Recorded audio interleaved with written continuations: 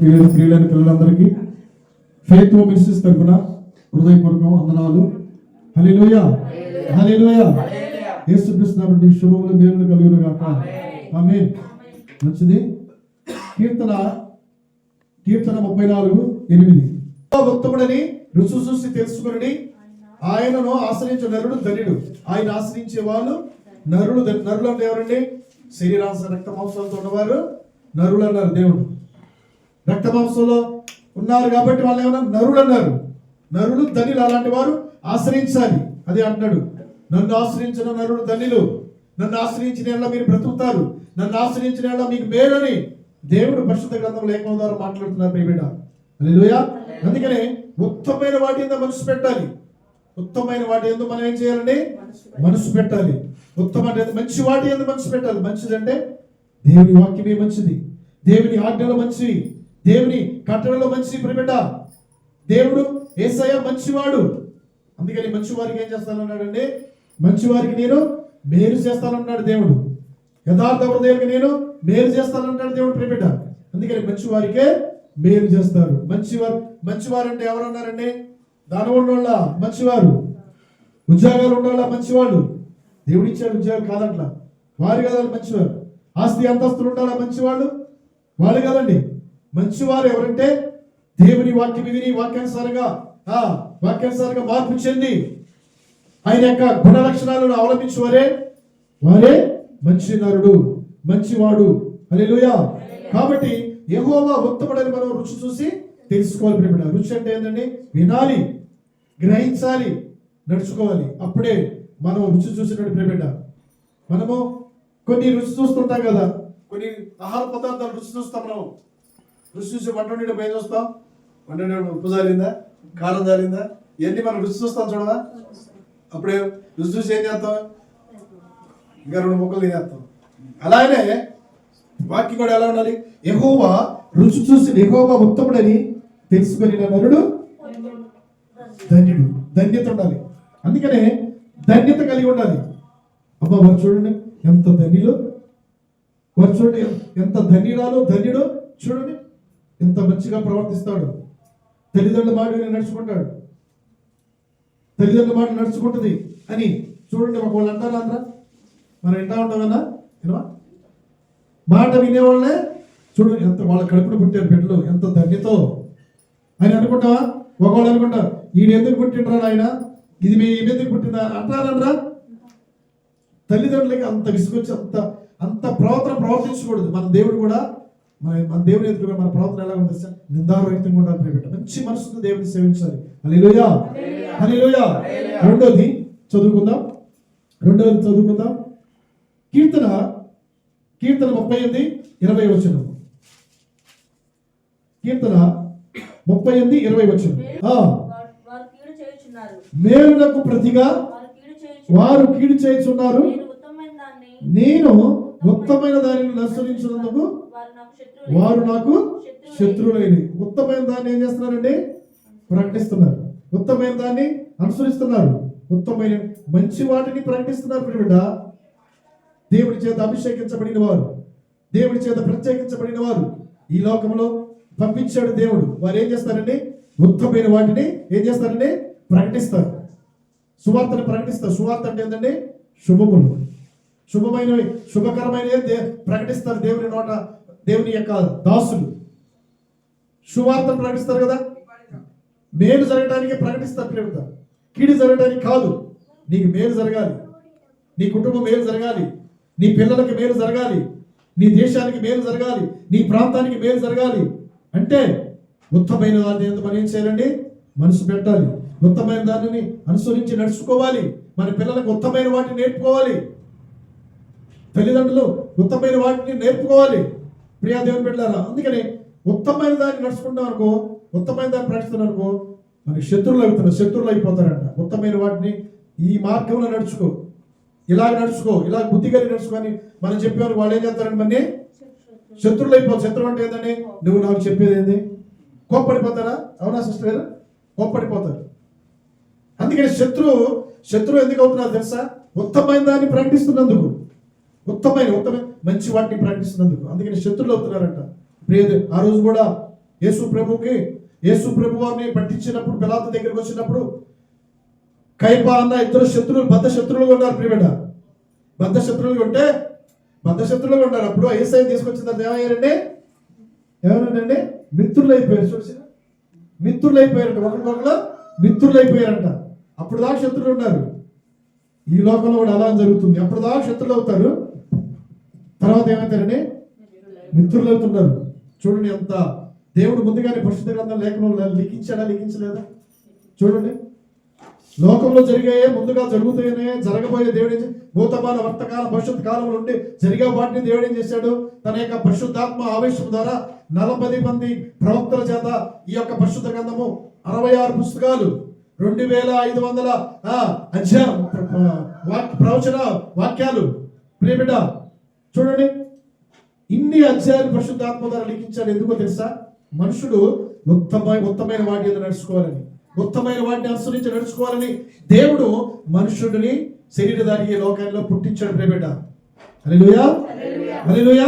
మనుషులకే కానీ తెలియపరిచేది, ప్రాణం లేని వాటికి, ఆత్మ లేని వాటికి తెలియపరచట్లేదు. మనుషులకు అంటాడా? జీవం లేని వాటికి అంటాడు దేవుడు. మనుషులకు అంటాడు. మనుషుడు. అందుకనే మనుషులకి ఉత్తమైనది మనకి అవసరము.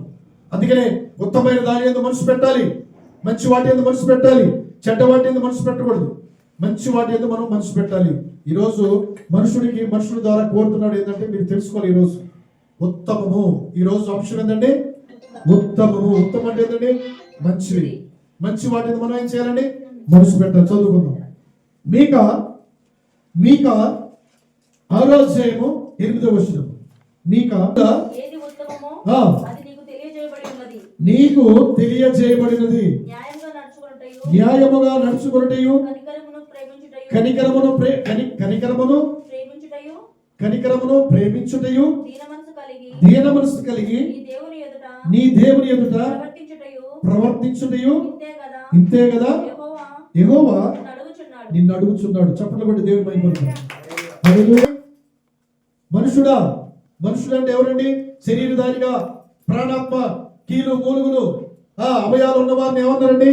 మనుషుడు అన్నాడు దేవుడు. ఇందాక మనుషుడా ఉత్తమైన దాని యందు నువ్వు మనసు పెట్టాలన్నాడు ఇందాక.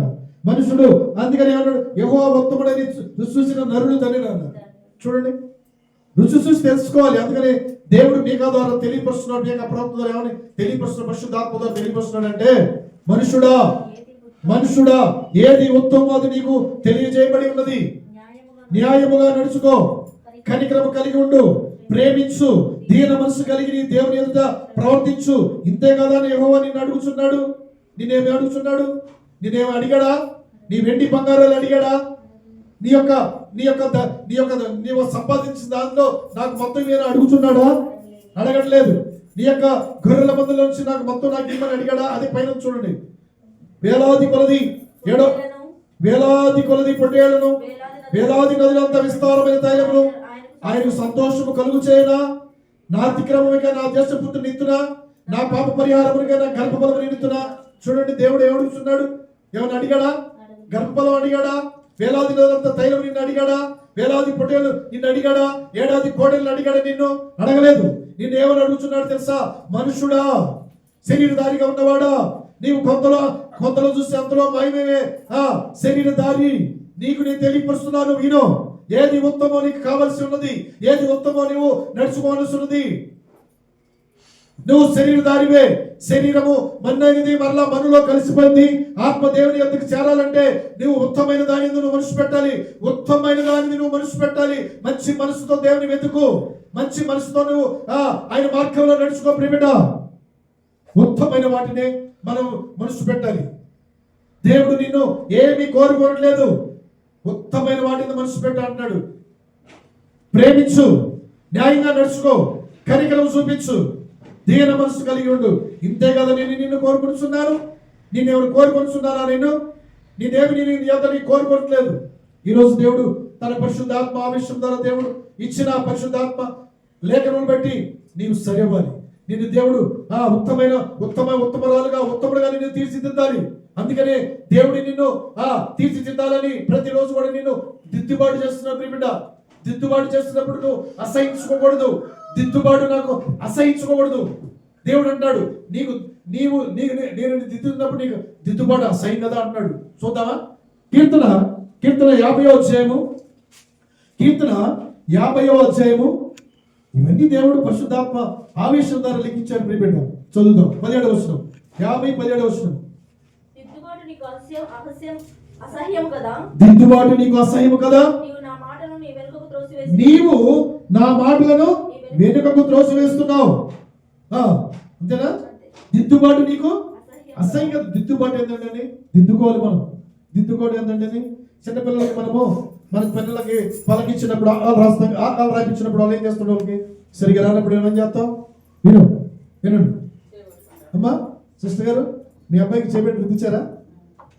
దిద్దినప్పుడే కదా మంచిగా ఇప్పుడు చదువుతున్నాడు కదా. అలానే ఇప్పుడు అమ్ములు ఉంది, అమ్ములు కూడా ఏంది రానప్పుడు దిద్దిచ్చారు. వచ్చినా ఇప్పుడు ఆగలొచ్చా? ఎన్నో class? UKG. Very good. Hallelujah. మరి దిద్దుబాటు పిల్లలకి మనం దిద్దించినప్పుడు వాళ్ళు ఏం చేస్తారు? దిద్దుకుంటారండి. అప్పుడు దిద్దుకొని ఏం చేస్తారు? వాళ్ళు క్రమంగా మర్యాదకరంగా ఏం చేస్తారండి? తనకి మీద రాస్తారు. అలాగే మనం కూడా వాక్యం విని వాక్యానుసారంగా నడుచుకోలేదు. మిమ్మల్ని ఎందుకు దిద్దుబాటు చేస్తారు తెలుసా? సేవకులు దేవుడు ఇచ్చిన ఆ యొక్క ప్రశస్తమైన మాటలు ఎందుకు ప్రతి వారం కూడా ఎందుకు మాట్లాడతాడు తెలుసా? ఒక్కొక్క వారం ఒక్కొక్క రోజుగా దేవుడు ఏం చేస్తాడు? దిద్దుబాటు చేస్తుంటాడు. దిద్దుబాటును అసహించుకోకూడదు. దిద్దుబాటును నీవు అసహించకూడదు. చదువు మళ్ళీ. దిద్దుబాటు నీకు అసహించుకుంటావు కదా, నీవు నా మాటలను వెనుకకు త్రోసివేస్తున్నారంట. వెనుకకు త్రోసివేయచ్చా? దేవుడు నా పాపములు ఏం చేశాడని వీపు వెనక తట్టు పారవేశాడు కదా. మనం ఆయన మాటలు వెనక్కు త్రోసివేయచ్చా? నాకు కాదులే వాళ్ళకి నువ్వు అనుకుంటావు. నువ్వు తప్పిపోతావు. నీవు ఉత్తమైన వాటిని నువ్వు మనసు పెడతలేదు. నువ్వు మనసు సరిగ్గా నిలుపుకో. నీ హృదయాన్ని దేవుని వైపు మెత్తగా మనసుకో. నీ హృదయం దేవుని ఆలయంగా మనసుకో. మందిరంలో కూర్చొని మనము దేవుని మాట శ్రద్ధగా వినాలి. శ్రద్ధ గల వారి ఆలోచనలు దేవునికి ప్రీతికరం అంట. ప్రియబిడ్డ, శ్రద్ధగా వినాలి మనం దేవుని వాక్యాన్ని. ఉత్తమైన దాని మనసు పెట్టాలి. నీవు దేవుని మాటలు వెనక్కు త్రోసివేయకూడదు. దిద్దుకో. ఈ రోజు అయ్యా నాతో నువ్వు మాట్లాడుతున్నావయ్యా. అయ్యా ఈ రోజు నేను సరివ్వాలయ్యా, నేను దిద్దుకుంటానయ్యా, నా కుటుంబాన్ని దిద్దుకుంటానయ్యా, నా ప్రవర్తన దిద్దుకుంటానయ్యా. ఇంటేళ్ళు నేను తల్లిదండ్రులకి విరోధంగా మాట్లాడుతున్నాను. తల్లిదండ్రులు చెప్పిన మాటలు నేను వెనుకకు త్రోసివేస్తున్నానయ్యా. నాకు కాదులే, నా ఇష్టానుసారంగా నడుచుకుంటాను, నా ఇష్టానుసారంగా ప్రవర్తన అనుకుంటారా? ఎవరు పెట్టారా? ఎవరు వస్తున్నారా? ఈరోజు దేవుడు హెచ్చరిస్తున్నాడు. దిద్దుబాటు నీకు అసహించుకోవద్దు. దిద్దుబాటు నువ్వు అంగీకరిస్తావా? దిద్దుబాటును నీవు దిద్దుకుంటావు. వాక్యానుసారంగా నడుచుకుంటే నీ జీవితం ఎలా ఉంటుంది తెలుసా? సంతోషంగా ఉంటుంది. నీ జీవితం ఎప్పుడు కూడా ఉత్తమైన మార్గంలో నిన్ను దేవుడు నడిపిస్తాడు. ప్రియబిడ్డ, హల్లెలూయా. అందుకని దేవుడు నీ యొద్ద నుంచి ఏం కోరుకుంటున్నాడు తెలుసా? మనుషుడా, శరీరధారిగా ఉన్న మనుషుడా, కొంతలో చూసి అందులో మాయమైపోయే మనుషుడా, నీ దగ్గర నేను ఒకటి కోరుకుంటున్నాను తెలుసా? ఉత్తమైన దాన్ని నీ యొద్ద నుంచి కోరుకుంటున్నాను. కనికరమును, న్యాయమును, దీన మనసును, ప్రేమను నీ దగ్గర నేను కోరుకుంటున్నాను. ఈ 4 నీ దగ్గర నాకు కనపడాలి. ఈ 4 నీలో లేకపోతే నీవు మార్గము తప్పి తిరుగు చుక్కలుగా ఉండి ఎలాగుంటా తెలుసా? మార్గము తప్పి తిరుగు చుక్కలుగా ఉంటారంట. చదువుతాం. యూదా పత్రిక ప్రకటన ఉంటుంది. యూదా పత్రిక మార్గము తప్పి చుక్కల్లాగా ఉంటారంట. చూడండి ఎంత ఇదిగా వస్తుంది దేవుడు. చదువుమా. ఒకే అధ్యాయం ఉంటుంది, 13 వస్తుంది. ఒకే అధ్యాయం ఉంటుంది. ప్రకటన పక్కన ఏమో పక్క 3వ యోహాను పక్కన ఉంటుంది. 13 చదువు. 13 తమ అవమానమును నురుగు వెళ్ళగ్రక్కువారై సముద్రము యొక్క ప్రచండమైన అలలుగాను మార్గము తప్పి తిరుగు చుక్కలుగాను ఉన్నారు. వారి కొరకు గాఢాంధకారము నిరంతరము భద్రము చేయబడదంట. ఎవరి కొరకండి గాఢాంధకారము భద్రము చేయబడది? సహోదరులు, ఎవరి కొరకండి అన్న? ఎవరి కొరకు భద్రం చేయబడింది గాఢాంధకారము? మార్గము తప్పి శివ మార్గంలో కాకుండా వేరొక మార్గంలో నడుచుకోవారికి ఏది భద్రం చేశాడండి? గాఢాంధకారం భద్రం చేశాడంట. గాఢాంధకారము భద్రం చేశాడంట. చూడండి, గాఢాంధకారంలో ఏమన్నా సన్మానాలు ఉంటాయా? సంతోషం ఉంటుందా? ఉండదు. అక్కడ ఏడుపును పళ్ళు కొరకటయు నిత్యము ఎప్పుడు బాధపడి ఉంటుంది అక్కడ గాఢాంధకారం. మార్గము తప్పి తరగకూడదు. ఆయన వాక్యాన్ని అనుసరించి నడుచుకోవాలి. మార్గము తప్పి తిరుగు సుక్కలలో ఉంటారంటే సుక్కలేరు ఉంటాయి. చుక్కలు మనం చూస్తున్నాం కదా, ఆకాశంలో రాలుతుంటాయి. మార్గం తప్పి తిరుగుతుంటాయి. అలాగనే తమ తమ యొక్క అవమానమును నురుగు వెళ్ళగలుగుచు ప్రచండమైన అలలుగాను చుక్కలుగాను ఉన్నారు. వారి కొరకు ప్రచండమైన అలల చేత మనం సముద్రం చూసారా? సముద్రం చూసారా మీరు? సముద్రం అలలు ఎలా పొంగుతాయండి? పొంగినప్పుడు నురుగు ఎలాగొచ్చింది? నురుగు ఎలాగొచ్చిందండి? నురుగు తేటగా వచ్చిందా? అక్కడ ఎలా మురికి వచ్చింది నురుగు, అవునా? అలాగా సముద్రం అలల చేత ఎలాగ రేపడినప్పుడు ఎలాగ మురికి ఎలాగ వస్తుంటుందో అలాగ మనలోంచి మురికి ఉంటుందంట. చెడ్డవి ఉంటాయంట, అపవిత్రమైన ఉంటాయి. అలల చేత అలలంటే బాధలు వచ్చినా కష్టాలు వచ్చినా ఏం చేయాలి? మనం వాటిని ఎదుర్కోవాలి. వాక్యానుసారంగా మనం నడుచుకోవాలి. ప్రియబిడ్డ, మార్గము తప్పి తిరుగు చుక్కల్లాగా ఉండకూడదు. అవమానాలను మనం తెచ్చుకునే వారిగా మనం ఉండకూడదు ప్రియబిడ్డ. కాబట్టి అలాంటి వారు వాక్యం విని వాక్యానుసారంగా నడుచుకునే వారికి ఏం భద్రం చేశాడని? గాఢాంధకారం భద్రం చేశాడు. కాబట్టి మనం ఏం చేయాలని? వాక్యం విని వాక్యానుసారంగా నడుచుకోవాలి. దేవుడు భద్రపరిచిన గాఢాంధకారంలో మనం పడిపోకూడదు, తప్పించుకోవాలి. అందుకని నేను దిద్దుబాటు చేసుకోవాలి. దిద్దుబాటు అని, అయ్యా నేను మార్గం తప్పి తిరుగుతున్నాను, అయ్యా ప్రచండమైన అన్నం చేత నురుగు కలిసి అవమానం తెస్తున్నావు నీకు నాయన. తల్లిదండ్రులకి అవమానం తెస్తే ఎవరికి అవమానము? తెచ్చినోడికే కదా. తల్లిదండ్రులకు అవమానం తేవచ్చు కాకూడదు. దేవునికి అవమానం తీసుకురాకూడదు. దేవునికి అవమానం తీసుకురాకూడదు ప్రియబిడ్డ. అందుకని అంటాడు దేవుడు, మనుషుడా ఏది ఉత్తమో అని ఎదురు పెట్టి ఉన్నానో కోరుకో. ఏది ఉత్తమో మరలా దేవుడు ఇంకోసారి కోరుకుంటాడు. చదువుగా కోరుకుంటాడు. మరలా ద్వితీయోపదేశకాండము నిన్ను కోరుకుంటున్నాడు. మళ్ళీ కోరుకుంటున్నాడు. ఇక్కడ 2 వర్షాలు చదువుకొని మన వాక్య భాగం చెప్తాడు. ద్వితీయోపదేశకాండము 10వ అధ్యాయము 12-13. కాబట్టి ఇజ్రాయేలు అని ఎవరు? దేవునితో నడుచువారు, దేవుని కలిగిన వారు. ఇజ్రాయేల్ అనగా దేవునితో పోరాడువారు, దేవుని మార్గంలో నడుచుకున్నారు. వారిని ఏమన్నాడు తెలుసా? దేవుడు సంబోధిస్తున్నాడు, ఇజ్రాయేలు నీ దేవుడైన యెహోవాకు భయపడి ఆయన మార్గములన్నిటిలో నడుచుచు ఆయన ప్రేమించి నీ దేవుడైన యెహోవాను నీ పూర్ణ మనసుతో నీ పూర్ణ ఆత్మతోను సేవించి నీ మేలు కోరి నేను ఆజ్ఞాపించు యెహోవా ఆజ్ఞలను కట్టడలను అనుసరించి నడుచుకొనటే మాట కాక నీ దేవుడైన యెహోవా నిన్ను మరి ఏమడుగుతున్నాడు? చూడు. ఏమడుగుతున్నాడండి దేవుడు?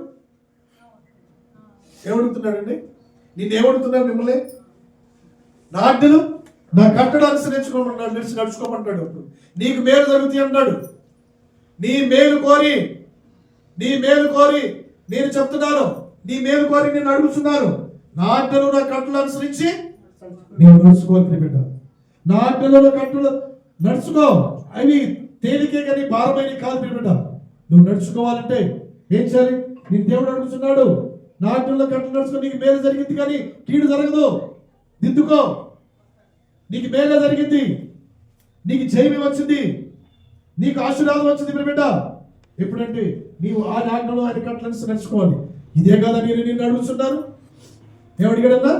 ఆయన ఆజ్ఞలు కట్టలు అనుసరించి నడుచుకోండి. అదే అడిగాడు. ఇందాకేమడిగాడు? ఇందాక కనికరమును, ప్రేమ, న్యాయము, దీన మనస్సు. న్యాయము, కనికరము, ప్రేమ, దీన మనస్సు ఇయే కదా నేను మిమ్మల్ని అడుగుతున్నాను. ఏమడిగాడండి? కానీ వెండి బంగారాలు మనం అడిగాడా? జ్యేష్ఠపుత్రుని అడిగాడా? వేలాది రోజులంతా తైలమని ఇమ్మని అడిగాడా? అడగలేదు. కానీ నిన్ను అడుగుతున్నాడు దేవుడు. నిన్ను అడుగుతున్నాడు. నువ్వు అడుగుతున్నావా? దేవుని అడుగుతున్నావా? దేవుని దగ్గర నువ్వు అడగగానే మేలు పొందగలేకపోతున్నావు తెలుసా? దేవుని దగ్గర అడగడం కూడా చాలా కదండి. అడుక్కోవడం దేవుని దగ్గర. ఇంకా మనుషుల దగ్గర పోయి అడుక్కుంటారు చేయబెట్టుకొని, నాకు ఇది కావాలి అది కావాలి ఇట్లా చేయబెట్టి అడుగుతారు. కానీ దేవుని దగ్గర అడుక్కోవడం తెలీదా? దేవుని దగ్గర అడుగు. అందుకనే దేవుడు నేను ఏదో చోట్ల ఉంది, నీవు నా దగ్గర నువ్వు అడగకనే అసలు నువ్వు మేలు పొందుకోలేకపోతున్నావు అంటాడు దేవుడు. నీవు నా దగ్గర అడగట్లేదంట. పూర్ణ మనసుతో, పూర్ణ హృదయంతో, పూర్ణాత్మతో నువ్వు దేవుని దగ్గర నువ్వు అడగట్లేదు కాబట్టి నీవు పొందుకోలేకపోతున్నావు అని దేవుడు అంటున్నాడు. నీకు ఏది కావాలి అడుగు, ఉత్తమైన దానిని ఏది కావాలో అడుగు. ఏది కావాలన్నాడు దేవుడు అంటాడు, నేను ఇస్తానంటాడు. ధారాళంగా గద్దించగా నేను ఇస్తానంటాడు దేవుడు. నీకు ఇస్తానన్న దేవుడు మాట తప్పుతాడా? మాట తప్పుడు ప్రిపేట. నీవు దేవుని దగ్గర అడగట్లేదు అంతే. అడగకనే నీవు ఆయన దగ్గర మేలును పొందుకోవట్లేదు. ప్రియ బిడ్డ, ఈరోజు దేవుడు దిద్దుబాటు చేస్తున్నాడు. మనం దిద్దుకోవాలి. ఆయన ఆజ్ఞ కట్టలు అనుసరించిన ఆజ్ఞ అతిక్రమించకూడదు.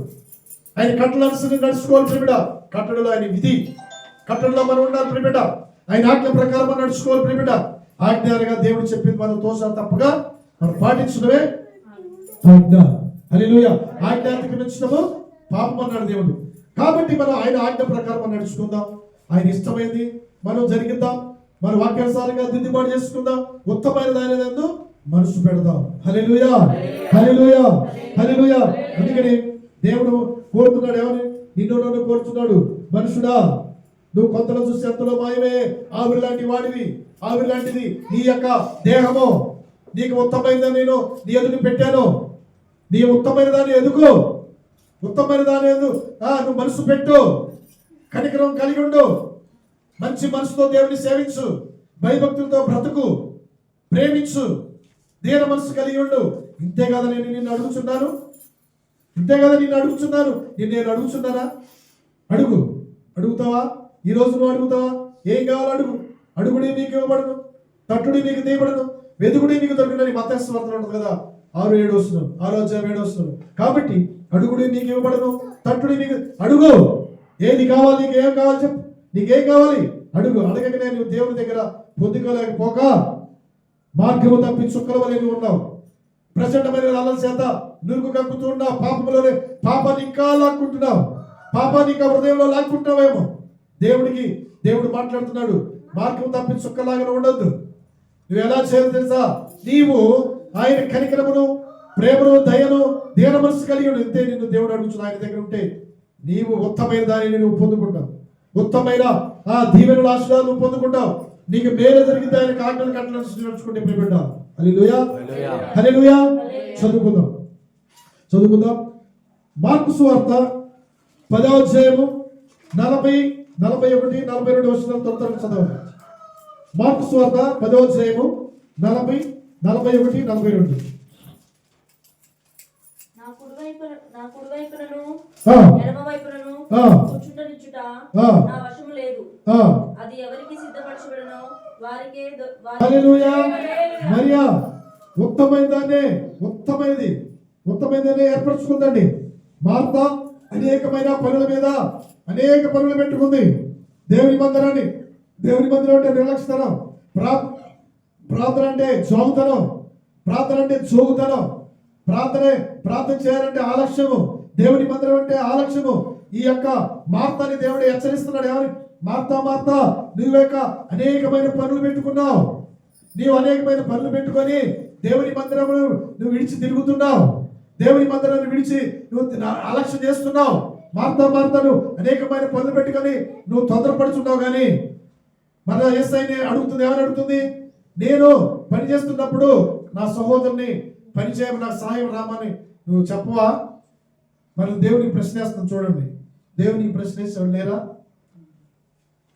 ఈరోజు దేవుడిని ప్రశ్నించేవాళ్ళు ఉన్నారు. కార్యాలు జరగకపోయినా, మేలు జరగకపోయినా, అద్భుతాలు జరగకపోయినా అసలు దేవుడి దగ్గర నీవు ఎలా ఉండాలి? ఉత్తమైన దాని యందు మనసు పెడితే కార్యాలు దేవుడే తదాస్తు అంటాడు. ప్రియబిడ్డ, ఉత్తమైన దాని మనసు పెట్టగా లోకంలో ఉన్న వాడి వైపు మనసు పెడితే దేవుడు ఉత్తమైన మనకు అనుగ్రహించి. ఇక్కడ మార్త అనేకమైన పనుల మీద మనసు పెట్టింది. కానీ దేవుని వాక్యాన్ని వింటానికి కానీ, దేవుని సన్నిధి రావడానికి కానీ, దేవుని వాక్యాన్ని వింటానికి కానీ దేవుని సన్నిధి రావట్లేదు ప్రియబిడ్డ. అప్పుడు దేవుని అడుగుతుంది, ఏమంటుంది? ప్రభువా అంటుంది. ఏమంటుంది? ప్రభువా నాకు మార్త విస్తారమైన ప్రభువా, నేను ఒంటరిగా పనిచేయటకు నా సహోదరు నన్ను విడిచిపెట్టిందరా నీకు చింత లేదా? నాకు సహాయం చేయమని ఆమెతో చెప్పంటుంది. మరి ప్రభువుని ప్రశ్నిస్తుందండి. అప్పుడు మరియమ్మ తల్లి యేసయ్య వచ్చాడు, ఆ గ్రామానికి వచ్చాడు. ఆ గ్రామానికి వచ్చిన తర్వాత ఆయన వాక్యం వినాలని పని అంతా కూడా పక్కన పెట్టేసేసి ఆయన దగ్గరకు వచ్చి ఆయన పాదాల దగ్గర కూర్చొని వింటుంది. మంచి మాటలు ఏంటుంది, దేవుడు చెప్తున్నాడు, యేసయ్య చెప్తున్నారు, మంచి మాటలు చెప్తుంటే ఆయన పాదాల దగ్గర కూర్చొని మంచి మనసుతో పూర్ణ మనసుతో ఏం చేస్తుంది, ఆయన మాటలు వింటుందండి. చూడండి, అప్పుడు అంటాడు, దేవుడు అంటాడు, మరియా ఉత్తమైన దాన్ని వింటుంది, మంచి మాటలు వింటుంది, కానీ చెడ్డ మాటలు వింటలేదు. నీవు లోకంలో ఉండి లోకానుసారంగా ప్రవర్తిస్తున్నావు, లోకానుసారంగా నడుచుకున్నావు, లోకంలో వాటిని స్నేహిస్తున్నావు, లోకంలో పద్ధతుల ప్రకారం నడుచుకున్నావు, మంచి మనసు మార్చుకోలేకపోతున్నావు. మరియా చూడు, ఉత్తమైన దాన్ని నేను వచ్చిన దగ్గర నుంచి నా యొక్క పాదాల దగ్గర కూర్చొని మరియా ఉత్తమైన దాన్ని ఏంటుంది, ఉత్తమైన మంచి మాటలు ఏంటుంది, కానీ నీవు అనేకమైన పనులు పెట్టుకున్నావు, నువ్వు పనుల మీద నిమగ్నమై ఉన్నావు, అందుకని నువ్వు తొందరపడి నడుచుకుంటావు, కాబట్టి నువ్వేమి పొందుకోలేకపోతున్నావు. మార్తా నువ్వు మారు. మరియమ్మ చూడు, నేను వచ్చిన దగ్గర నుంచి నా పాదాల దగ్గర కూర్చొని మంచి మాటలే ఉంటుంది, మంచి మనసుతో ఉంటుంది. అందుకని మంచి మనసుతో దేవుని మాటలు వినాలి. మంచి మనసుతో దేవుని మాటలు విన్నప్పుడు ఏమవుతుంది తెలుసా? మనసు మారి మనం ఏం చేస్తాం? నూతనపరచబడతాం. మనసు మారి నూతనపరచబడతాం. మంచి మనసుతో దేవుని సేవించాలి. ప్రియ బిడ్డ, మార్తా నీకు ఒకటి కొదువుగా ఉంది. నీ మనసు మారాలి, నీ ప్రవర్తన మారాలి, నీ ఆలోచన మారాలి. ఇవన్నీ నువ్వు మారకుండా నువ్వు అనేకమైన పనుల మీద నువ్వు నిమగ్నమై నాకు చింత లేదా అని నన్ను ప్రశ్నిస్తున్నావు. నాకు చింత లేదా నువ్వు ప్రశ్నిస్తున్నావు. చూడు మరియమ్మ తల్లి నా పాదాల దగ్గర కూర్చొని ఎంత మంచిగా ఇంట్రెస్ట్ వింటుందో చూడు, శ్రద్ధగా వింటుంది. శ్రద్ధ గల వాళ్ళ ఆలోచనలో ఎంత ఉంటాయండి? శ్రద్ధ గల ఆలోచనలో అవి పనికొచ్చే వాటిగా ఉంటాయి. శ్రద్ధగా ఆలోచించాలి, శ్రద్ధగా ఆలోచించి మనం గ్రహించాలి. ఇది ఉత్తమైనది, ఇది మంచిది, నన్ను సరిచేయడానికి ఇది మాట్లాడుతున్నా. అంతేగాని దినదినమును హృదయాన్ని మార్చుకోవాలి, దినదినం మనసు మార్చుకోవాలి. దినదినం హృదయం కంటిని పరుచుకున్నావు అనుకో, దినదినములు అదే మనసు అదే ప్రవర్తించావు అనుకో, ఉత్తమైన వాటిని నువ్వు మనసు పెట్టలేదని అర్థం. ఉత్తమైన దాన్ని నువ్వు ఎతకట్లా. లోకంలో ఉన్న వాటి ఏందో నీ మనసు నచ్చినట్టుగా నువ్వు ఎదుగుతున్నావు, నువ్వు మనసు నచ్చినట్టుగా వెళ్తున్నావు, మనసు నచ్చినట్టుగానే ప్రవర్తిస్తున్నావు.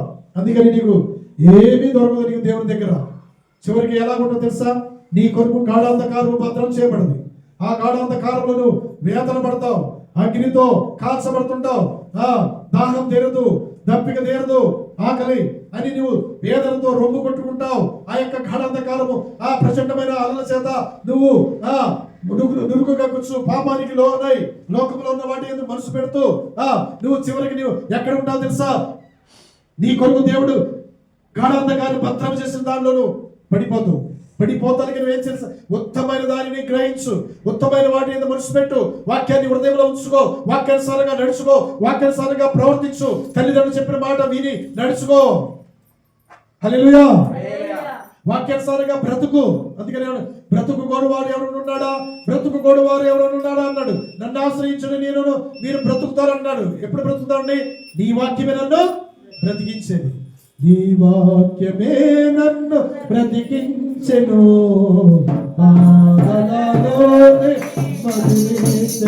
బాధలు ఏది ఇచ్చిందండి? నెమ్మది. వాక్యమైన మాటలే, ఆయన మాటలు నిన్ను బ్రతికించేది. ప్రియబిడ్డ, నీవు అనేకమైన వాటి నువ్వు మనసు పెట్టకూడదు, అనేకమైన పనులు పెట్టుకోకూడదు. అనేకమైన పనులు ఎప్పుడో తెలుస్తుంది. ఆదివారం మందిరం బాగున్నప్పుడే చేపలు తెచ్చారండి. వాక్యం ఉందమ్మా. ఆదివారం వచ్చినప్పుడు మాకు చుట్టాలు వచ్చారండి.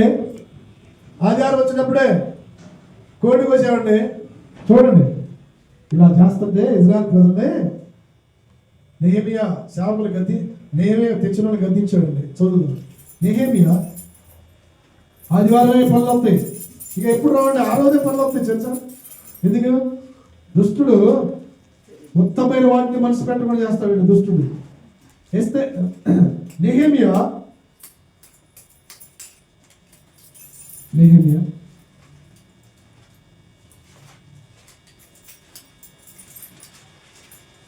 చివరి అధ్యాయం నెహెమ్యా అధ్యాయము 13వ అధ్యాయము 16వ వచనం. నెహెమ్యా 13:16 చదువు. తూరు చివరి వచనం 2వ అధ్యాయం మార్క్స్ వార్త 2వ అధ్యాయం చివరి వచనం 28వ వచనం. విశ్రాంతి దినములకు ప్రభు అయినాడని వారితో చెప్పాను. అందువలన విశ్రాంతి దినము ఎవరికండి? ఎవరికి విశ్రాంతి దినము? మనుషులకే. ఇందాక మొదటి నుంచి దేవుడు మాట్లాడు, మనుషుడా ఏది ఉత్తమో, మనుషుడా మనుషుడా మనుషుడా. మనుషుడు ఎవరండి? శరీరధారికి ఉన్నాడే మనుషుడే. ఉత్తమైన దాన్ని మనం మనసు పెట్టాలి. మనుషుడు కొరకే కానీ విశ్రాంతి దినము. అందువలన మనుషు కుమారుడు విశ్రాంతి దినమును ప్రభు ఉన్నాడని వారితో చెప్పాను. మనుషులకే కానీ, మనుషులకే దేవుడు, ప్రాణం ఉన్న వారికే దేవుడు. మనుషులు కొరకే కానీ విశ్రాంతి దినము ప్రభు ఉన్నాడని చెప్పి. ప్రభు అనగా అధిపతి, అధికారి. ప్రభు అనగా ఈ లోకానికి అధికారి, ఈ లోకానికి అధిపతి ప్రభు అనగా అర్థం. అందుకని మనుషు కుమారుడు విశ్రాంతి దినానికి ప్రభు ఉన్నాడు కాబట్టి విశ్రాంతి దినం మనం ఏం చేయాలని? నిర్లక్ష్యం చేయకూడదు. విశ్రాంతి దినాన్ని మనం ఎలాగ ఆచరించాలి? 6 దినాలు మనం కష్టపడి పనిచేసి 7వ దినం మనం ఏం చేయాలండి? విశ్రాంతి తీసుకోవాలి.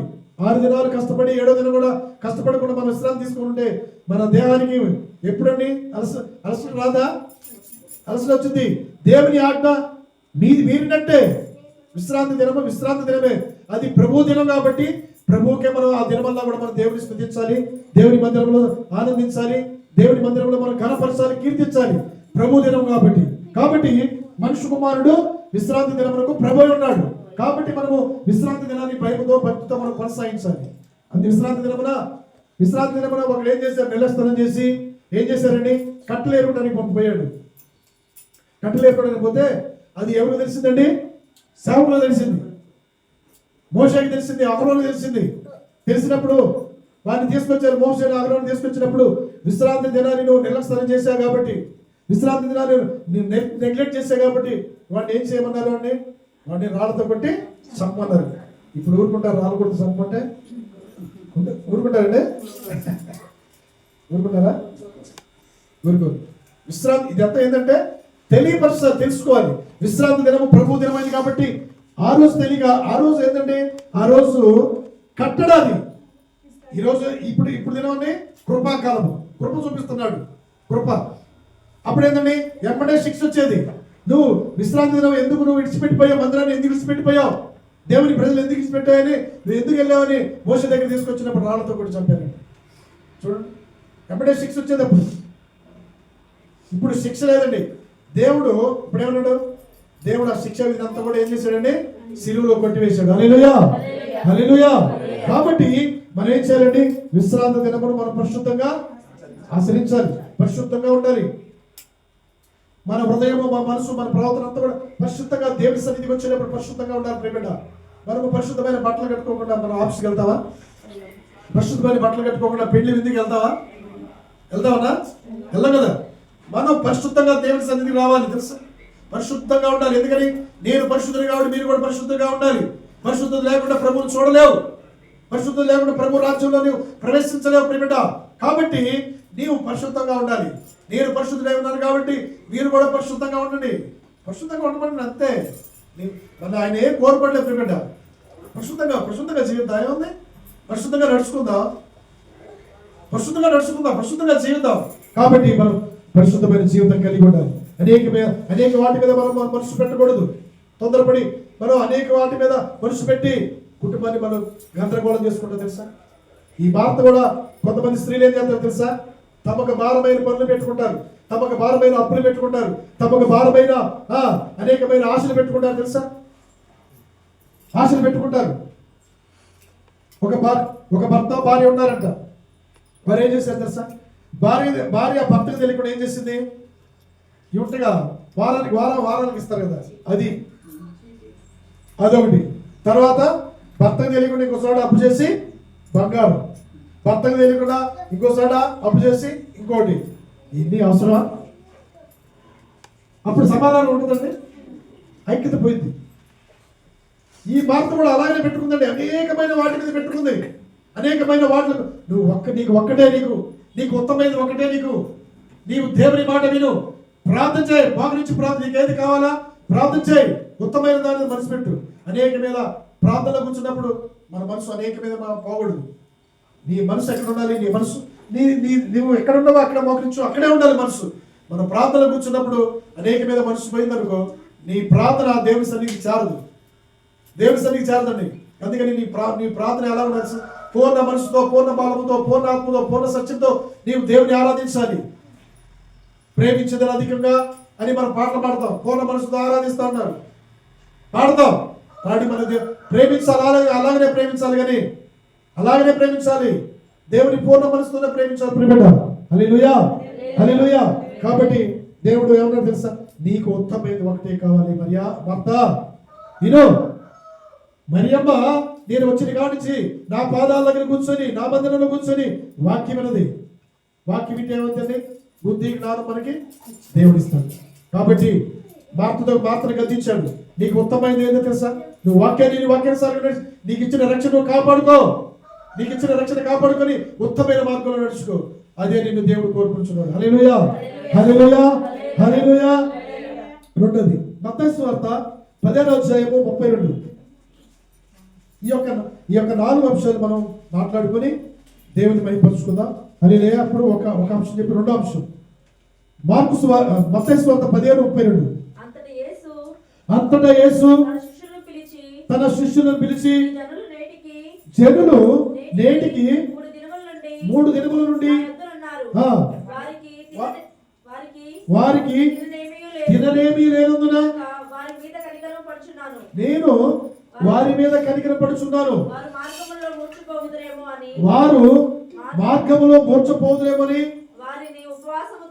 వారిని ఉపవాసముతో పంపివేయుటకు నాకు మనసు లేదని వారితో చెప్పగా, చాలా వారితో చెప్పగా, చెప్పడం తేలిమైపోతారు. శిష్యులు దేవుడు చెప్తున్నాడు, నాయనలారా వారు 3 దినాలు మన 3 దినాల నుంచి ఈ ప్రసంగం వినడానికి వచ్చారు. 3 దినాలు నా యొద్దనే ఉన్నారు, 3 దినాలు కూడా ఉపవాసంతో పడి ఉన్నారు. వారికి తిననేమీ లేదు, తినలేదు. వారిని ఉపవాసంతో మనం పంపించకూడదు. వారిని మనం ఉపవాసం అనగా పడగలతో మనం పంపించకూడదు. 3 దినాలు ఉపవాసం ఉన్నారు. 3 దినాలు ఉపవాసం తర్వాత మనం కాడికి పంపితే వాళ్ళు మార్గ మధ్యలో ఎన్ని వందల కిలోమీటర్లు పోవాలి. మార్గ మధ్యలో నడిచిపోతే దేవుని అవమానం కదా. మనం ఒకరోజు కోడి పెట్టుకున్నాం, వాక్యం అందరికి ఆత్మీయ ఆహారం దొరికింది, శరీరాహారం కూడా సంతృప్తిగా దొరికిందా, దొరకలేదా? దొరికింది. అలాగనే మనం కూడా మన ఇళ్ళలో కూడా మనం కూడాలు పెట్టుకున్నప్పుడు, స్తుతి కూడాలు పెట్టుకున్నప్పుడు, ఉపవాసాలు కూడాలు పెట్టుకున్నప్పుడు మనం ఏం చేయాలి తెలుసా? మనము కొంత శరీరాహారం కూడా మనం ఇవ్వాలి. హల్లెలూయా. కాబట్టి యేసు ప్రభు అన్నారు, యేసు ప్రభు శిష్యులు చెప్తున్నారు, నాయనలారా వాళ్ళు 3 దినాలు నా దగ్గర ఉండి, మన దగ్గర ఉండి వాక్యాన్ని ఉన్నారు. వారు ఇలా వెళ్ళిపోతే వారు మార్గ మధ్యలో మూర్చిపోతారేమో, ఉపవాసం మనం పంపించవద్దు, అది నాకు ఇష్టం లేదు. దేవుడు వారి పట్ల ఏం చేశాడండి? కనికరం పడ్డాడు, కనికరం చూపించాడు. ప్రేమిట ఎందుకని? వారు ఉపవాసం పోవడానికి ఆయనకి ఇష్టం లేదు, కడుపు నిండా భోజనం చేసి వెళ్ళాలి అని ఆయన కనికరం పడ్డాడు. కనికరం చూపించాలి మనం కూడా. కనికరం పడి వారు ధన్యులు, వారు దేవుని కుమారులు అనబడతారన్నారు. దేవుని చేత కనికరం పొందుతారని ఉంది. మత్తయి సువార్త 5వ అధ్యాయం చదవండి. మత్తయి సువార్త 5వ అధ్యాయం ఉంది. కనికరం పడి వారు ధన్యులు, కనికరం గల వారు ధన్యులు, వారు కనికరం పొందుతారు. ఎవరైతే కనికరం కలిగి ఉంటారో వారే దేవుని చేత కనికరం పొందుతారు. ప్రియ దేవుని బిడ్డ, యేసయ్య సర్వంతర్యామి, సర్వసృష్టికర్త, సమస్తమును కలుగు చేసిన దేవుడే కనికరం పడుతున్నాడండి. మనం కనికరం చూపించే పని లేదా? మన దగ్గరకు వచ్చినప్పుడు, ఎవరైనా భిక్షగాడు వచ్చినప్పుడు వాడికి మనం ఏం చేయాలి? కనికరం పడాలి వాళ్ళ మీద. మనం ఉన్న దాంట్లో ఇచ్చేవాడు ఎంత సంతోషంగా వెళ్తాడో తెలుసా? ఒకళ్ళు ఏం చేయాలి తెలుసా? వెళ్ళు అని మనం ఎప్పుడు కూడా వాడిని మనం గద్దించకూడదంట. వాడిని గద్దిస్తేనంటే సృష్టికర్తను కూడా మనం అవమానపరిచినటువంటి ప్రేమిట. కాబట్టి మనం ఏం చేయాలి? పేదల పట్ల కూడా మనం కనికరం చూపించాలి, లేని వారి పట్ల కూడా మనం కనికరం చూపించాలి. ఇది సాదృశ్యం. అది యేసు ప్రభు వారు కనికరం చూపించాడు ప్రజల పట్ల. 3 దినాలు ఉపవాసం ఉండి ప్రార్థనకి వచ్చారు. ఉపవాసం ఉండి ప్రార్థన విని వాక్యాన్ని విని ఖాళీ కడుపుతో ప్రకటించకుండా యేసు ప్రభు వారు కనికరపడి ఏం చేస్తారు తెలుసా? 5 రొట్టెలు కొన్ని చిన్న చేపలు వాటిని ఆశ్రయించి ఏం చేశాడు తెలుసా? ఆశ్రయించాడు. కృతజ్ఞత ఆస్తులు చెల్లించి అందరికి పంచి పెట్టమని చెప్పాడు. అందరికి పంచి పెట్టారు. వారందరూ తిని తర్వాత ఎన్ని కప్పులు ఎత్తారండి? వాళ్ళందరూ తిని తర్వాత వారు తిని తృప్తి పడిన తర్వాత ఎన్ని కప్పులు ఎత్తారు? 12 కప్పులు ఎత్తారు. ఎన్ని చేపలండి? 2 చిన్న చేపలు, 5 రొట్టెలు, 2 చిన్న చేపలు. మరి 5,000 మందికి పంచి పెట్టగా ఎన్ని కప్పులు ఎత్తారండి? 12 కప్పులు ఎత్తారు. ఇంకోసాట 7 రొట్టెలు, కొన్ని చిన్న చేపలు, 4,000 మందికి పంచి పెట్టగా ఎన్ని కప్పులు ఎత్తారండి? 7 కప్పులు ఎత్తారు. చూడండి మరి ఎంత అద్భుతం చేశాడు దేవుడు. ఎంత కనికరం చూపించాడు. నువ్వు కూడా కనికరం చూపిస్తే, నీవు కూడా కనికరం చూపించావనుకో, నీ గప్ప, నీ పిండి పిసుకు తొట్టి కూడా ఎలా ఉంటుంది తెలుసా? 12 కప్పులు ఎలా ఎత్తావో నీవు కూడా అలాగే సమృద్ధిగా కలిగి ఉంటావు. నీవు కూడా దయ చూపించాలి, కనికరం చూపించు. నా మటుకే, నా పిల్లలే, నేను తింటే నేను సరిపోతా అనుకోకూడదు. దేవుడు చెప్పిన తూచా తప్పకుండా మనం పాటించినప్పుడు నీ కుటుంబం కూడా కనికరం పొందింది. నీ కుటుంబం కూడా దేవుడి చేత కనికరం పొందదు. నీ కూడా దేవుడి చేత నీ పిల్లలు ఆశ్రయించబడతారు. ప్రియబిడ్డ, నువ్వు కనికరం చూపించు. కనికరం లేకపోతే కనికరం లేని తీర్పు మనం పొందుకుంటావు. కనికరం లేని వారు కనికరం లేని తీర్పు పొందుకుంటారు. యాకోబు రాసిన పత్రికలో ఉంటుంది ప్రియబిడ్డ. కనికరం లేని వారు కనికరం, నీ క్రియలో మంచిగా ఉండాలి. దేవుని తెలుసు మన క్రియ అంటే ఏంటండి? చేసిన దాన్ని క్రియ. మంచి క్రియలు చేస్తే మంచి క్రియలు కలిగి మంచి బహుమానం పొందుకుంటావు దేవుని ఎదుట. యాకోబు రాసిన పత్రిక 2వ అధ్యాయము చదువుకుందాం. మంచి క్రియలు కలిగి ఉండాలి. మంచి క్రియలు కలిగి ఉంటే దేవుడు మన కనికరము, దేవుడు మన పట్ల కనికరం చూపిస్తాడు ప్రియబిడ్డ. మన పిల్లల పట్ల కనికరం చూపిస్తాడు ప్రియబిడ్డ. హల్లెలూయా, హల్లెలూయా. చదువు 13వ వచనం, 2:13. కనికరము చూపలేవారు తీర్పు పొందును. కనికరము, నువ్వు కనికరం చూపించావు, నీకు తీర్పు ఉండదు. కనికరం ఇచ్చినా మీ కనికరం ఏం చేస్తుందండి? తీర్పుకు మించిన అతిశయపడిందండి. చూడండి, నువ్వు కనికరం చూపించావనుకో, నీ పిల్లలు కనికరం పొందుతారు. నీ యొక్క పిల్ల తరమును కనికరం పొందుతారు. నువ్వు కనికరం చూపించకపోతే నీవు తీర్పు పొందుతావని దేవుడు వాక్యం సెలవిస్తుంది బిడ్డ. కాబట్టి మనం యేసయ్య యొక్క గుణ లక్షణాల్లో, యేసయ్య చెప్పిన ఉత్తమైన మాటలో 2వ మాట ఏంటండి? కనికరం. మొదటి మాట ఉత్తమైన మాట. మనము ఉత్తమైనది ఏంటండి? ఉత్తమైన మాటలు మనం దేవుని ఉంచుకోవాలి. 2వ మాట దీన మనసు. యెషయా 26:3 వచనం. ఎటువంటి శాంతి గలవారిగా కాపాడుదు, ఏలైనగా అతడు నీ యందు విశ్వాసం ఉంచి ఉన్నాడు. హల్లెలూయా, హల్లెలూయా. దేవుని భయపడతాం. హల్లెలూయా, హల్లెలూయా. ఎవరి మనసు నీ మీద ఆనుకొనునో వారిని పూర్ణ శాంతి గలవారిగా నువ్వు మార్చుతాడంట దేవుడు. పూర్ణ శాంతి గలవారిగా దేవుడే మారుస్తాడు. విశ్వాసం కలిగి ఉండాలి. దేవుని మీద మన మనసు ఆనుకోవాలి. అంతేగాని మన మనసు సజ్జల మనసు, మన మనసు లోకం మీద ఆనుకునే మనసు, మన మనసు లోక మీద ఆశల మీద మనసు కలిగి ఉండాలనుకో, దేవుని మనసు, దేవుడిని నీ పట్ల కనికరం చూపించడం బిడ్డ. ఎవరి మనసు దేవుని ఆనుకోవాలి. దేవుని వాక్యానుసారంగా నడుచుకోవాలి. అదే ఆనుకోవటం. దేవుని మనసు నిన్ను ఆనుకొని జీవించడం వారిని పూర్ణ శాంతి వచ్చింది. ఈ లోకంలో శాంతి ఉందా? ఎన్ని ఉంటాయో, ఆస్తులు ఉంటాయి, అంతస్తులు ఉంటాయి, అన్నీ ఉంటాయి, తినడానికి అన్నీ ఉంటాయి. కానీ శాంతి లేకుండా ఎంతమంది కుటుంబాలు లేరా? ఎంతమంది ఉన్నారు శాంతి లేని వారు? శాంతి అంటే ఏంది? మనసుకు నెమ్మది లేని వారు ఎంతమంది ఉన్నారండి? నీవు పూర్ణ శాంతి గలవారుగా నిన్ను మార్చాలంటే నేను ఏం చేస్తా? నీవు దేవుని ఆనుకోవాలి. దేవుడు ఉత్తమైన దాన్ని నేను మనసు పెట్టాలి. దీన మనసు కలిగి ఉండాలి. దీన మనసు అంటే లోబడి మంచి మనసు కలిగి ఉండాలి. లోబడాలి, దేవునికి లోబడాలి. యేసు ప్రభు వారు దేవునికి లోబడ్డాడు కాబట్టి ఆయన దేవునికి ఇష్టడుగా ఉన్నాడు. అందుకనే ఆయన తన సింహాసనం మీద కుడి పార్శ్వన కూర్చొని పెట్టుకున్నాడు. పరిశుద్ధులని నిత్యము కోట్ల కొద్ది దేవదూతలతో పొగడపడుచు ఆయన మహిమపరచబడుతున్నాడు. హల్లెలూయా, హల్లెలూయా. కాబట్టి నీవు కూడా ఏం చేయాలని? మంచి మనసుతో దేవుని ఆరాధించాలి. మంచి మనసుతో దేవుని నువ్వు వెతకాలి. పూర్ణ మనసుతో నువ్వు దేవుని ఆరాధించాలి. అంతేగాని మాటల్లో కాదు, క్రియల్లో ఉండాలి. మనలో క్రియ అంటే ప్రవర్తనలో, నడవడికలో, క్రియల్లో కూడా కనపడాలి. మాటలు ఎన్నైనా చెబుతాం. మాటలు మనుషులు నమ్మించే మాటలు ఎన్నైనా చెబుతాం. మనుషులు మోసపరిచే మాటలు ఎన్నైనా చెబుతాం. అది కాదు. నీ క్రియల్లో ఎలా ఉండాలి? పూర్ణ మనసు కలిగి ఉండాలి. పూర్ణ ఆత్మతో నువ్వు దేవుని ఆరాధించాలి. అప్పుడు నీ పట్ల పూర్ణ శాంతిని నీకు దయచేస్తాడు. నీకు విశ్వాసంలో బలపరుస్తాడు. ప్రియ దేవుని బిడ్డ, మంచి మనసు. కాబట్టి నువ్వు ధీర మనసు కలిగి ఉండాలి. అందుకని మహోన్నతుడు, మహాగణుడు, పరిశుద్ధుడు, నిత్య నివాసమైన వాడు ఇలాగ చదివిస్తున్నాడు. చదువుతాం. యెషయా 57:15 ఏం చేస్తాడండి? దేవుడు నివాసం చేస్తాడు. వినయము గల వారి ప్రాణాన్ని ఏం చేస్తాడండి? తృప్తిపరుస్తాడు. ప్రియబిడ్డ, వినయము గల వారి ప్రాణాన్ని తృప్తిపరుస్తాడు. వినయము గల వారిని తగిన కాలం ముందు ఏం చేస్తాడండి? హెచ్చింపజేస్తాడు. దీన మనసు గల వారి దగ్గర దేవుడు నివాసం చేస్తాడు. ఎవడు దీనుడై నడిగే మనసు కలిగి నా మాట విని వణుకుచున్ననో వాళ్ళనే నేను దృష్టిస్తాడు. అంతేగాని అహంకారంతో, పొగరుతో నడుచుకునే వారి దగ్గర ఎప్పుడు కూడా నివసించడండి. దీన మనసు కలిగి ఉండాలి. వినయము గల వారిని వినయముతో మనం దేవుని ఎదుట ఉండాలి. అందుకని వినయము గల వారిని తగిన కాలం ముందు నేను హెచ్చింపజేస్తానన్నాడు. వినయంతో ఉండాలి. వినయం అంటే ఏంది? వినయం అంటే దేవుని వాక్యం విని వాక్యానుసారంగా నడుచుకోవడం వినయం. తగ్గింపు.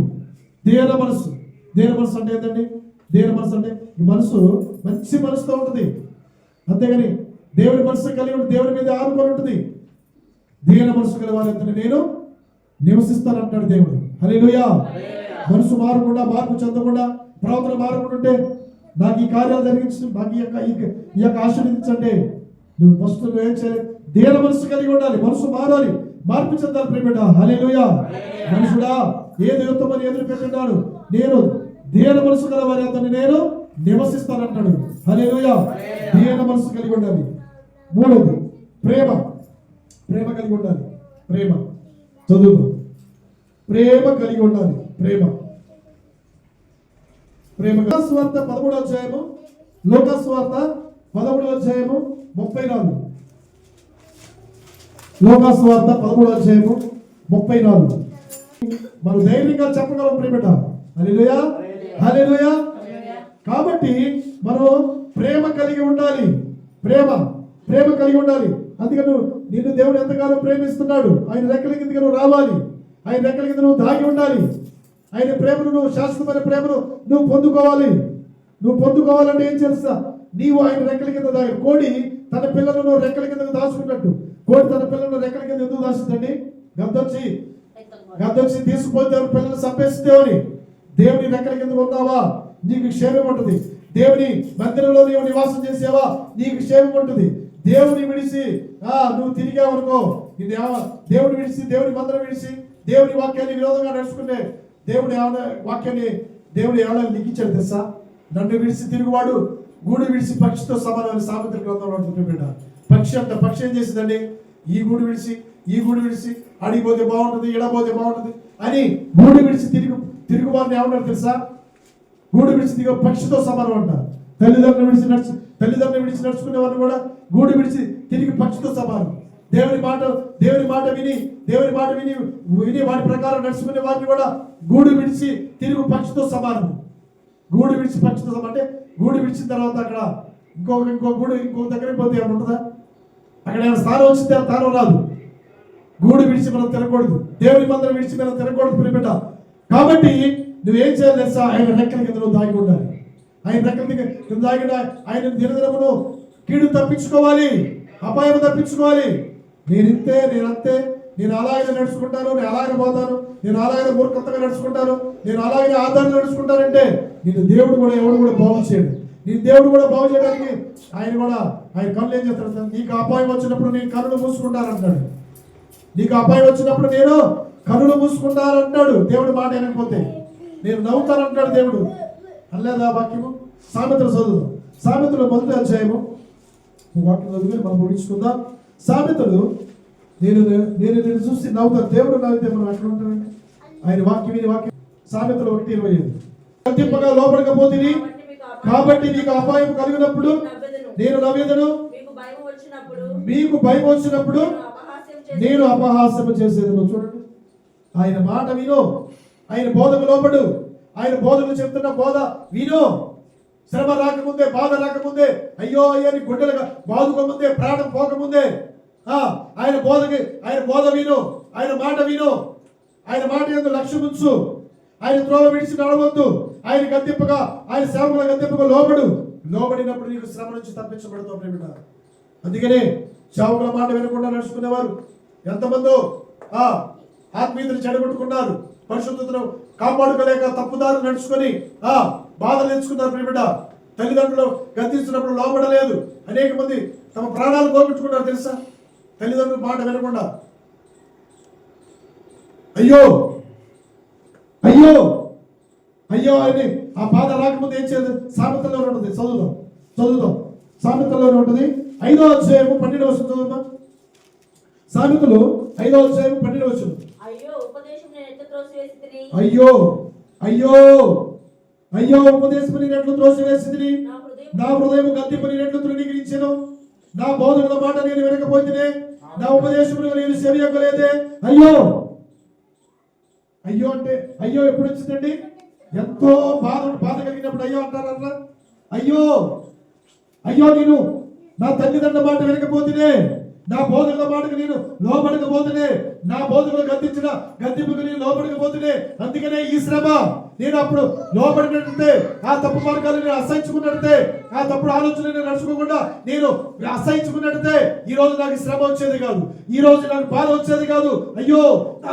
అయ్యో నా బోధకుల మాట నేను వినకపోతేనే, అయ్యో నేను ఉపదేశాన్ని నేను తృణీకరించానే, అయ్యో నా బోధకుల మాటను నేను పెడచెవిన పెట్టానే, నాకు కాదులే వాళ్ళకే అని. అయ్యో నాలో ఉన్న ఈ యొక్క దురహంకారమును, ఈ దుష్టాత్మను యేసు నామములో లయమైపోవును గాక. యేసు నామములో వాక్యాన్ని వినకుండా, వాక్యాన్ని హృదయంలో ఉంచుకోకుండా మనుషులు చెడిపోతూ, ఆత్మీయులు చెడిపోతూ, భక్తిని చెడుతున్నా అయ్యా దుష్టాత్మలు నాకు ఇచ్చిన అధికారం బట్టి యేసు నామములో లయమైపోవును గాక. హల్లెలూయా.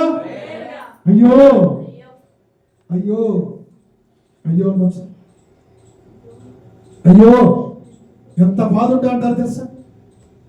తృణీకరించబాకు. దేవుడు చెప్పిన మాట విని తూచా తప్పగా నువ్వు వినాలి. నిన్ను దేవుడు రెక్కల కింద నిన్ను దాచుకోవాలని చూస్తున్నాడు, నిన్ను హెచ్చింపు చేయాలని, నిన్ను ఆస్వాదించాలని చూస్తున్నాడు. ఇంకా నువ్వు మారుతావా? నీ ప్రవర్తన మారాలా? నీ ప్రవర్తన మారుద్దా? నీ నడుములు మారద్దా? నీ క్రియలు మారాలా? దేవుడు నిన్ను గద్దించినప్పుడు, దేవుడు గద్దించిన మనుషుడు ధన్యుడైన వాక్యం ప్రకట. నువ్వు గద్దెంపు గొడవపడితే నీ జీవితము ధన్యతే, నీ కుటుంబానికి ధన్యతే, నీ పిల్లలకు ధన్యతే. అందుకని యెహోవా వల్ల నిర్దోషాన్ని పడేవాడు ధన్యుడు, ఆత్మలో కపటం లేని వాడు ధన్యుడు. ఆత్మలో కపటం ఉండకూడదు. యెహోవా వల్ల నిర్దోషమే, యెహోవా వల్ల మనం నిర్దోషాన్ని పడాలి. హల్లెలూయా. కాబట్టి నిన్ను ప్రేమిస్తున్నాడు, కాబట్టి దేవుని ప్రేమ నువ్వు కలిగి ఉండు. యోహాను సువార్త 13వ అధ్యాయము. యోహాను సువార్త 13వ అధ్యాయము 34వ వచనం.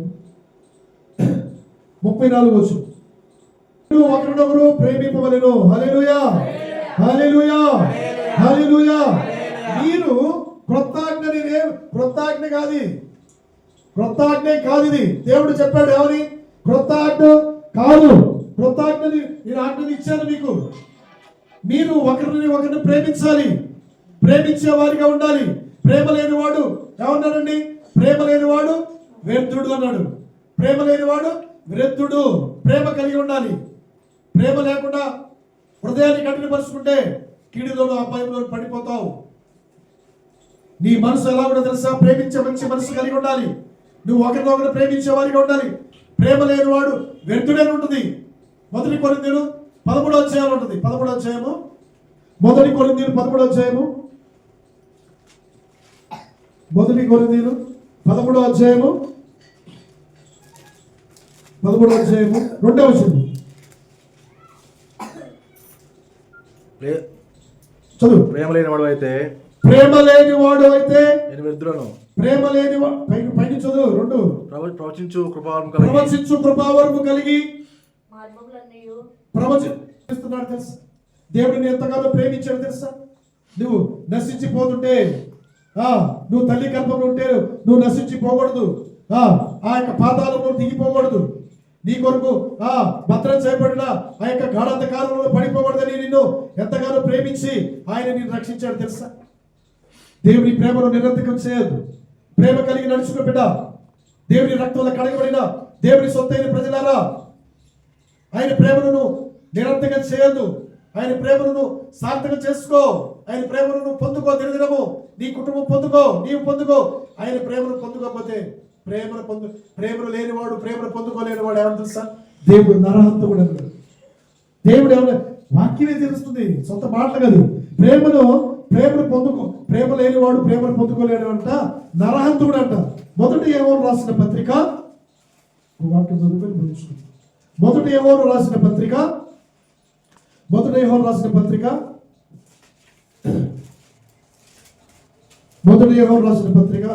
నరహంతకుడు అంట. మొదటి 3వ అధ్యాయము 15వ వచనం. ఏ నరహంతుని యందు నిత్య జీవం ఉండదని మీరు ఎరుగుదురు. చాలు చూడండి, ఏ నరహంతుడి దగ్గర ప్రేమ ఉంటుందా? నరహంతులు అంటే ఎవరండి? నరహంతులు అంటే ఎదుటివాడిని బాధించేవాడు. వాడు హృదయం ఎప్పుడు ఎలా ఉంటుంది? సంచలన మనుషుడు. హృదయం మారదు, మనసు మారదు, జీవితం మారదు, బ్రతుకు మారదు. తల్లిదండ్రులు బాధ పెట్టే ప్రవర్తన, దేవుని బాధ పెట్టే ప్రవర్తన, అలాంటి వారు నరహంతకులు. నరహంతకులు అంటే మనుషులు చంపేవారిని ఏమన్నారండి? నరహంతకులు. నరహంతుడికి ప్రేమ ఉంటుందా? వాడి దయ ఉంటుందండి. వాడికి దయా ప్రేమ కలగాలంటే ఎప్పుడో తెలుసా? దేవుని ఆజ్ఞ ప్రకారం నడుచుకోవాలి. దేవుని ప్రేమను పొందుకున్నప్పుడే వాడు నరహంతుడుగా మారిపోతాడు. ప్రియబిడ్డ, నరహంతకుడు. దేవుని ప్రేమ లేని వాడు ఏమన్నారండి? నరహంతకుడు. ఎవరిని చంపుదామని, ఎవరిని మింగుదామని వాడు ఏం చేస్తున్నాడు తెలుసా? ఎవరి మీద నేరాలు మోపాలని, ఘోరాలు మోపాలని వాడు ఏం చేస్తా? తిరుగులాడుచున్నాడంట. దేవుని పిల్లలు ఏర్పరచుబడిన వాళ్ళ నేరాలు మోపాలని, వాళ్ళని చంపాలని నరహంతుడు ఎవరండి? సైతాన్ గాడు ఏం చేస్తా తెలుసా? హంతకుడిగా మారుతాడు. వాడు నిందలు మోపుతాడు. వాడు సరవుడు. వాడు సరైన మార్గంలో నడుచుకోడు. నరహంతకుడు దగ్గర ప్రేమ ఉండదండి. ప్రేమ కలిగి నడుచుకోవాలి. ప్రేమే శాశ్వతమైనది. మనం శాశ్వతమైనది ఏదో తెలుసండి. మనం ఎదుర్కొనేది దేవుని ఎదుర్కోవాలంటే ఏదో తెలుసా? ప్రేమ కలిగి ఉండాలి. దేవుని ఎదుర్కొంటామని శాశ్వతమైనది. చివరి వర్షం చదువు 13. ప్రేమే నరహంతకుల ప్రేమ ఉండదండి. వాడు ఎదుటివాడిని బాధ పెట్టండి, ఎదుటివాడికి లోపడకుండా ఉండటాన్ని వాడు నరహంతకుడు. ఎదుటివాడిని బాధ పెట్టాలని, ఎదుటివాడిని ఏం చేయాలి? పోటు చేయాలని చూస్తాడు నరహంతకుడు. ఈ నరహంతకుడు ప్రేమ ఉండదు.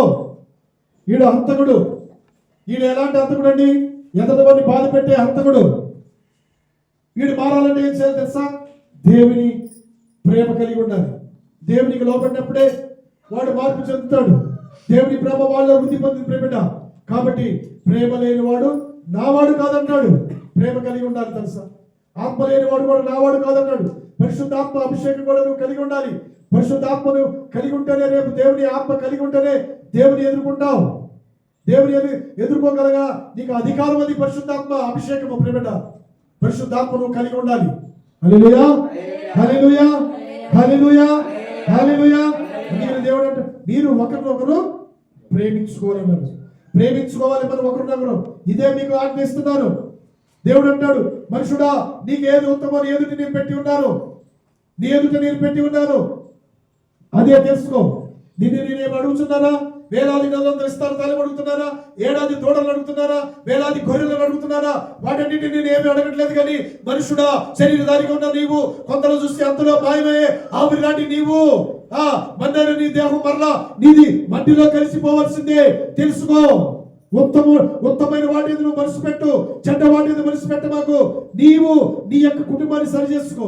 నీ యొక్క సంగతులు నువ్వు గ్రహించుకో. నేను ఎలాగ జీవిస్తున్నాను, నేను ఎలాగ బ్రతుకుతున్నాను, నీ దేవునికి ఎలాగ ఇష్టకుంటున్నాను, నేను ఎలాగ దేవునికి ఇష్టంగా నడుచుకుంటున్నానా, అందరికి ఏదో సమాధానం కలిగి నడుచుకుంటానా అని నువ్వు పరిశీలించుకో.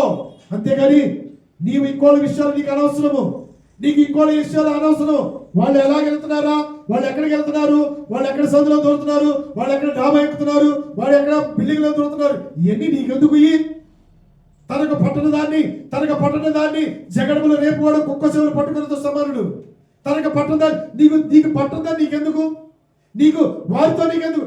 నా కుటుంబం ఎలాగుంది, నా పిల్లలు ఎలాగ నడుచుకుంటారు, నా బ్రతుకు ఎలాగుంది, నేను ఎలాగ మంచిగా ఉత్తమైన దాన్ని మనసు పెడుతున్నానా, ఉత్తమైన దాన్ని నేను వెతుకుతున్నానా, ఉత్తమైన దాన్ని నేను అనుసరిస్తున్నానని నువ్వు గ్రహించుకోగలుగుతున్నావు? అసలు ఇంకోరితో నీకెందుకు? నీ కుటుంబం నువ్వు నడిపించుకోగలిగిన సమర్థత, బుద్ధి, జ్ఞానము నీకుందా? వస్తుంది, నీ కుటుంబాన్ని నడిపించుకో. అదే నిన్ను అడుగుతున్నాడు దేవుడు. దేవుడిని, మనుషుడా, శరీరధారి ఉన్న మనుషుడా, నీవు మట్టిలో కలిసిపోవాల్సిందే. ఉత్తమమైనది నువ్వు గ్రహించు. దీన మనసు కలిగి ఉండు, ప్రేమ కలిగి ఉండు, కనికరము కలిగి ఉండు. ఇంకోటి, ప్రేమ కలిగి ఉండు, కనికరము కలిగి ఉండు, దీన మనసు కలిగి ఉండు. ఇంతే కదా నిన్ను అడుగుతున్నాడు దేవుడు. నిన్ను అడిగాడా?